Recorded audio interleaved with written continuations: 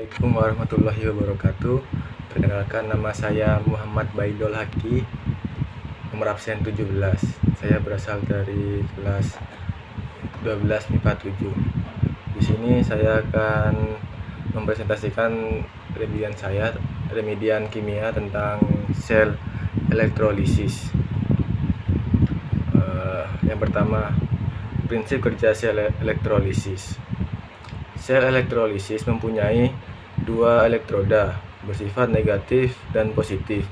Cara kerjanya yaitu dengan menghubungkan sumber arah dari kutub negatif ke katode dan kutub positif ke anode. Kemudian terjadi overpotensial yang mendorong reaksi reduksi dan oksidasi non spontan dapat berjalan sehingga elektron dapat mengalir ke dari katode ke anode, dan ion-ion positif cenderung ke katode. Lalu tereduksi sementara, ion-ion negatif teroksidasi.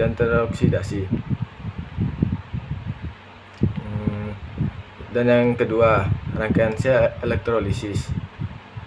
Susunan sel elektrolisis. Secara umum, sel elektrolisis tersusun dari sumber listrik yang menyuplai arus searah DC, misalnya baterai. Anode yaitu elektrode tempat terjadinya reaksi oksidasi. Katode yaitu elektrode tempat terjadinya reaksi reduksi. Elektrolit yaitu zat yang dapat menghantarkan listrik. Pada gambar di samping terlihat rangkaian sel elektrolisis lelehan NaCl. Sel elektrolisis tidak memerlukan jembatan garam, seperti halnya sel volta. Elektrode yang digunakan dapat berupa elektrode inert seperti platina atau grafit yang tidak teroksidasi ataupun tereduksi dalam sel. Proses elektrolisis dimulai dengan dialirkan arus listrik searah dari sumber. Tegangan listrik elektron dari kutub negatif akan mengalir menuju ke katode. Akibatnya, ion-ion positif Na+ dalam lelehan NaCl akan tertarik ke katode dan menyerap elektron untuk tereduksi menjadi Na yang netral. Sementara itu, ion-ion negatif Cl- dalam lelehan akan tertarik ke anode di kutub positif. Ion-ion Cl- akan teroksidasi menjadi gas Cl2 yang netral dengan melepas elektron. Elektron tersebut kemudian dialirkan anode dan diteruskan ke kutub positif, sumber tegangan listrik. Jadi, reaksi redoks yang terjadi pada sel elektrolisis lelehan NaCl dapat ditulis sebagai berikut. Katode reduksi sama dengan Na plus E menjadi Na. Yang kedua, anode oksidasi, 2Cl- menjadi Cl2 plus 2E. Reaksi sel redoks sama dengan 2Na plus 2Cl- menjadi 2Na plus Cl2. Lanjut, yang ketiga, reaksi sel elektrolisis. Secara umum, elektrolisis lelehan senyawa ionik melibatkan reaksi redoks yang lebih sederhana. Hal ini dikarenakan tanpa adanya air, kotlan akan direduksi di katode dan anion akan dioksidasi di anoda. Sebagai contoh, pada elektrolisis lelehan MgBr2, ion Mg2+ akan tereduksi di katode membentuk logam Mg, dan ion Br- akan teroksidasi di anode membentuk gas Br2. Namun, jika reaksi elektrolisis berlangsung dalam sistem larutan, ada beberapa reaksi redoks yang bersaing sehingga reaksi cenderung agak kompleks. Beberapa faktor yang menentukan reaksi elektrolisis larutan elektrolit antara lain sebagai berikut. 1. Spesies yang berada di dalam larutan elektrolit. Spesies yang tereduksi adalah spesies dengan potensial reduksi lebih positif. Spesies yang teroksidasi adalah spesies dengan potensial reduksi lebih negatif. Dalam kurung, potensial oksidasi lebih positif. Yang kedua, sifat bahan elektrode inert dan aktif. Elektrode inert adalah elektrode yang tidak terlibat dalam aksi redoks elektrolisis. Contoh platina dalam kurung PT atau emas dalam kurung AU dan grafit dalam kurung C. Elektrode aktif adalah elektrode yang dapat terlibat dalam reaksi redoks elektrolisis. Contohnya tembaga dalam kurung Cu, krom dalam kurung Cr, dan nikel dalam kurung Ni. Dan yang ketiga, potensial tambahan dalam kurung overpotensial yang diberikan. Overpotensial dibutuhkan untuk melampaui interaksi pada permukaan elektrode, yang umumnya sering terjadi ketika elektrolisis menghasilkan gas. Kita lanjut yang keempat, yaitu hukum Faraday 1. Hukum Faraday 1 bunyinya yaitu massa zat yang dihasilkan pada elektrode selama elektrolisis berbanding lurus dengan jumlah muatan listrik yang mengalir. Artinya, massa produk dalam kurung W yang diendapkan pada elektrode akan makin banyak seiring dengan meningkatnya muatan listrik. Dalam kurung Q yang digunakan W sama dengan Q. Seperti yang kita ketahui bahwa jumlah muatan listrik dalam kurung Q adalah besar arus listrik yang mengalir dalam satuan waktu. Q sama dengan L kali T. Ingatlah bahwa 1 mol elektron sama dengan konstanta Faraday dalam kurung F.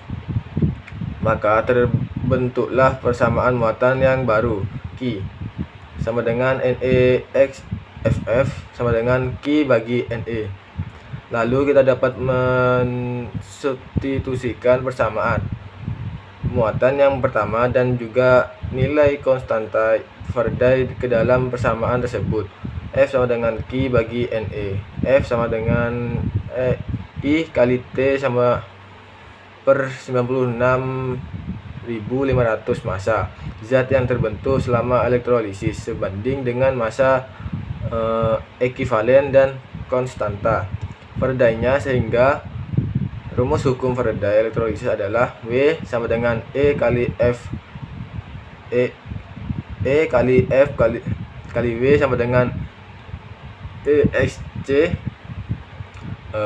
per 96.500 W sama dengan dalam kurung EXL XT per 96.500 dengan W sama dengan massa zat yang diendapkan selama elektrolisis dalam kurung G. E sama dengan massa ekivalen. I sama dengan kuat arus A dalam kurung A. T sama dengan waktu dalam kurung second. Yang kedua, hukum Faraday 2. Bunyi hukum Faraday 2 adalah massa zat yang dihasilkan pada elektrode selama elektrolisis berbanding lurus dengan massa ekivalennya. Hukum Faraday 2 ini berlaku pada dua sel elektrolisis dengan zat yang berbeda, di mana jumlah zat produk elektrolisis yang berbeda akan sebanding dengan massa ekivalen zat-zat tersebut. Dilansir dari Lumen Learning, massa ekivalen adalah massa molar yang dibagi dengan jumlah elektron yang diperlukan untuk mengoksidasi setiap unit zat. Hukum Faraday 2 dituliskan ke dalam rumus sebagai berikut. W1 per W2 sama dengan E1 per E2, atau dapat juga dituliskan sebagai W1 per dalam kurung AR1 per val 1 sama dengan W2 per A dalam kurung AR2 per val 2. W1 kali val 1 per AR1 sama dengan W2 kali val 2 per AR2 dengan W1 massa zat 1, W2 massa zat 2 dalam kurung G, E1 massa ekivalen zat 1, E2 massa ekivalen zat kedua, val 1 valensi zat 1, val 2 valensi zat 2, AR1 nomor massa zat 1, AR2 nomor massa zat 2. Aplikasi dalam kehidupan sehari-hari. Sel elektrolisis adalah penggunaan energi listrik untuk menjalankan reaksi kimia. Sel elektrolisis merupakan bagian dari sel elektrokimia, di mana energi listrik digunakan untuk menjalankan reaksi redoks tidak spontan. Reaksi elektrolisis banyak digunakan pada industri logam. Contohnya, penggunaan reaksi elektrolisis dalam kehidupan sehari-hari berupa pembuatan zat, penyepuhan, dan pemurnian logam. Pembuatan zat, penyepuhan logam dalam kurung elektroplating. Sementara itu, logam berharga yang digunakan untuk melapisi adalah anodenya. Anode larut di dalam elektrolit. Elektrolisis menggunakan logam anode pada katode. Penyepuhan logam banyak digunakan untuk melapisi logam besi. Logam besi mudah berkarat, sehingga perlu dilapisi dengan logam lain. Proses pelapisan logam besi dengan logam perak dalam larutan perak nitrat dalam kurung AgNO3, yaitu besi bertindak sebagai katode. Adapun logam perak bertindak sebagai anode dan larutan perak nitrat bertindak sebagai larutan elektrolit. Prinsip kerja penyepuhan dengan pengendapan logam perak dalam kurung Ag pada besi dalam larutan AgNO3, yaitu jika arus searah dalam kurung DC bertegangan rendah dialirkan ke sistem logam perak akan melepaskan elektron dan mengalir melalui larutan AgNO3 menjadi ion Ag+. Ion Ag+ ditarik ke katode dan mengikat elektron sehingga menjadi logam Ag yang melapisi logam besi. Selain perak, logam yang sering digunakan pada penyepuhan logam antara lain nikel, krom, seng, dan emas. Pemurnian logam elektrolisis digunakan untuk memurnikan logam, tembaga, dan magnesium. Tembaga dapat dihasilkan dengan cara meleburkan senyawa dalam tanur tiup. Namun tembaga yang dihasilkan belum murni, sehingga pemurnian tembaga dapat dilakukan dengan cara elektrolisis. Mungkin sekian presentasi dari saya. Selanjutnya kita lanjut ke contoh soal dan pembahasannya. Oke, kita lanjut ke contoh soalnya. Contoh soal yang pertama, tulislah reaksi elektrolisis berikut dalam kurung elektrografit. Yang pertama, yang A, larutan NaCl. Yang B, larutan H2SO4. Yang C, larutan Na2SO4. Yang D, larutan Kl. Yang E, larutan MgCl2. Yang F, larutan Al2O3. Pembahasannya itu yang A, elektrolisis larutan NaCl elektrode C. Reaksi ionisasi NaCl sama dengan NaCl menjadi Na plus Cl min dalam kurung ke katoda dalam kurung ke anoda. Reaksi elektrolisisnya, katoda 2H2O plus 2E min menjadi 2OH min plus H2. Itu tuh karena larutan ada H2O nya. anodanya 2Cl- menjadi Cl2 plus 2E. Nah, jadi kalau dijumlah itu 2H2O plus 2Cl- menjadi Cl2 plus 2OH- plus H2. Yang A udah ketemu, kita lanjut yang ke B. Elektrolisis larutan H2SO4, elektrode C, reaksi ionisasi H2SO4-, reaksi ionisasi H2SO4- yaitu H2SO4 menjadi H2 plus SO4 2- ke katoda dalam kurung ke anoda. Reaksi elektrolisisnya katoda 2H plus 2E min menjadi 2 menjadi H2 dalam kurung kali 2. Anoda 2H2O menjadi 4H plus 4E plus O2 dalam kurung kali 1.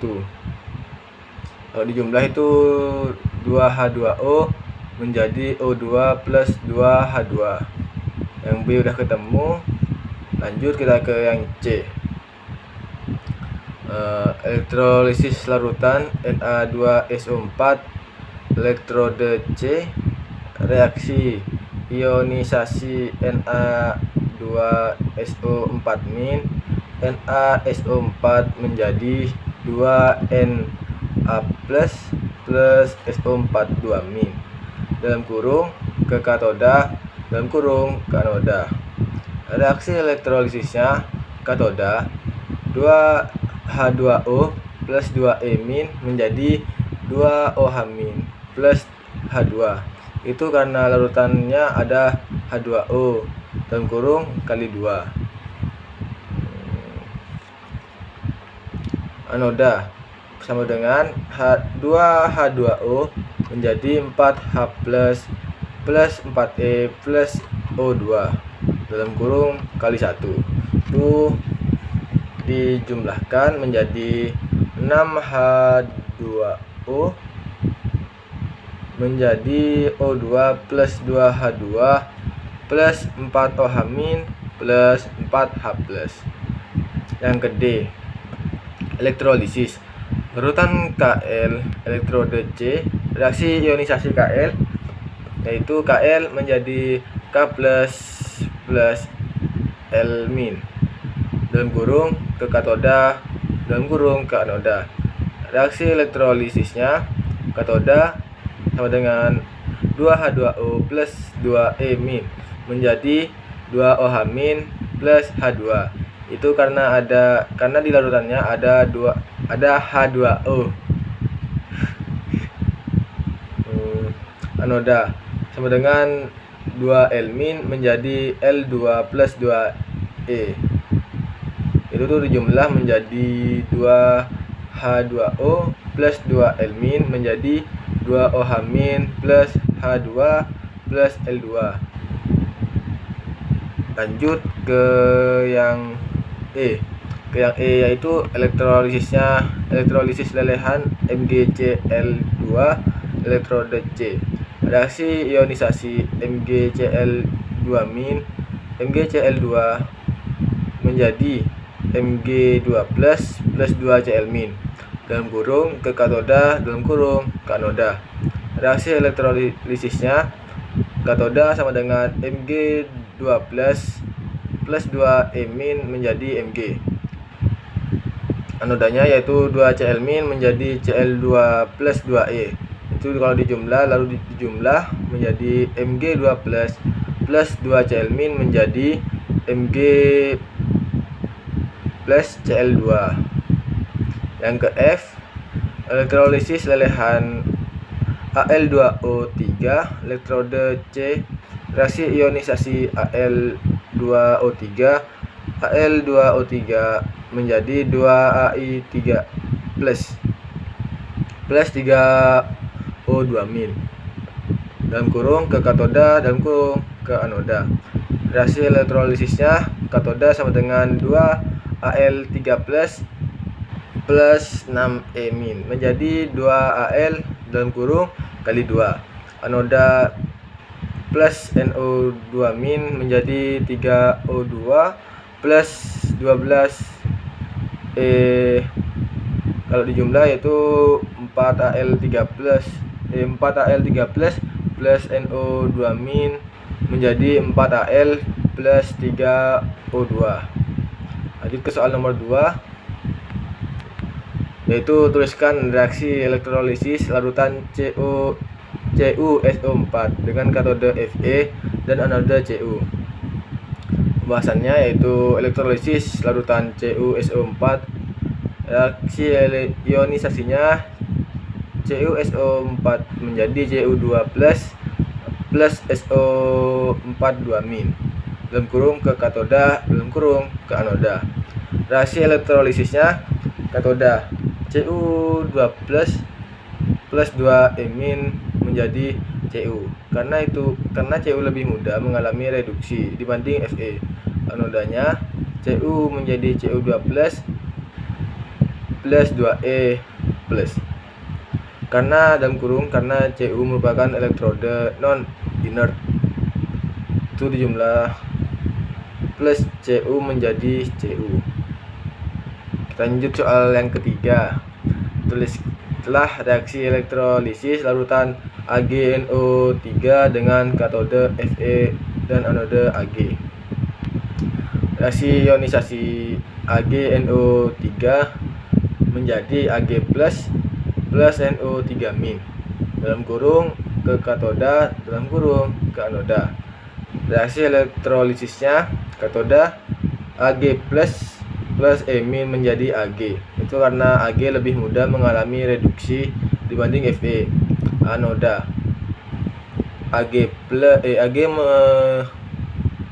menjadi Ag plus E plus karena Ag merupakan elektroda non inert, plus Ag menjadi Ag. Lanjut ke soal nomor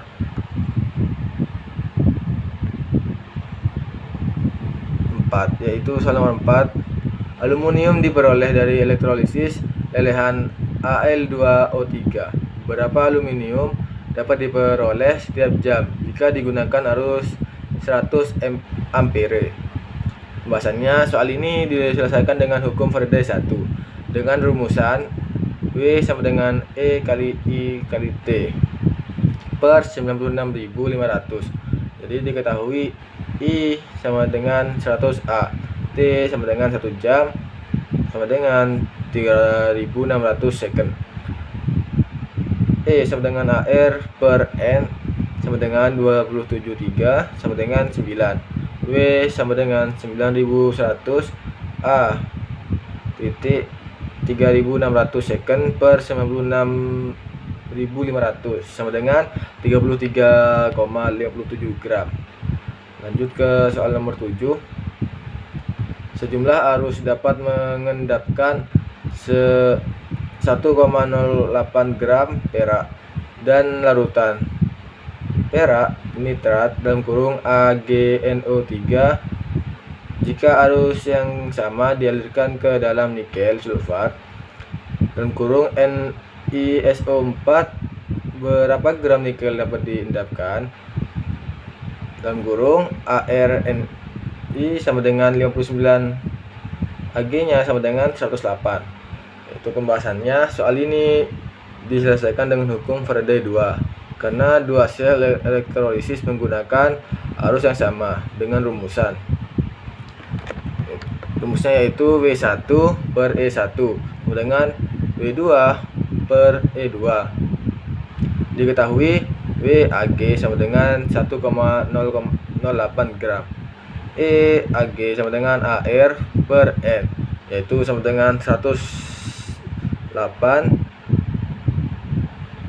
per 1 sama dengan 108. Ni sama dengan Ar per U per W sama dengan 59 per 2 sama dengan 29,5. Wag per Eag sama dengan Wni per Eni. Jadi 1,08 per 108 sama dengan WNI per 29,5. WNI sama dengan 0,01 X 29,5 sama dengan 0,295 gram. Mungkin itulah contoh soal dari saya. Dengan sekian presentasi dari saya, apabila kata yang terbata-bata saya mohon maaf yang sebesar-besarnya. Assalamualaikum warahmatullahi wabarakatuh. Wassalamualaikum bro.